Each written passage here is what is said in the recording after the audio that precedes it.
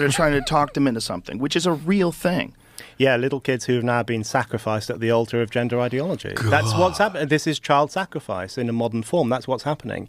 And their bodies are being used to prove an ideological point, which is this ideological point that gender identity is innate. We're born with it. You have it from birth. And in order to prove this hocus pocus idea, which has absolutely no basis in evidence or proof whatsoever, they have to experiment on children. They have to give them drugs. They have to start performing surgeries on them when they reach a certain age. They have to cut off their breasts if they're a confused girl, castrate them if they're a confused boy. And what you have here in this grotesque manipulation of children's bodies is literally the sacrifice of children to an ideological crusade, and the ideological crusade of gender ideology.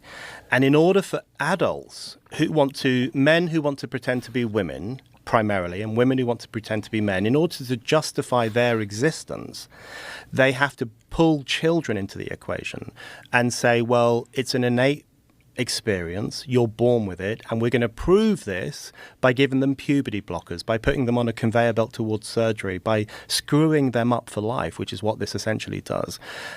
That is a very good example of how problematic ideological obsessions can be, because what you end up with is a situation where children's lives are fucked up in the name of an ideological crusade, and that's really bad.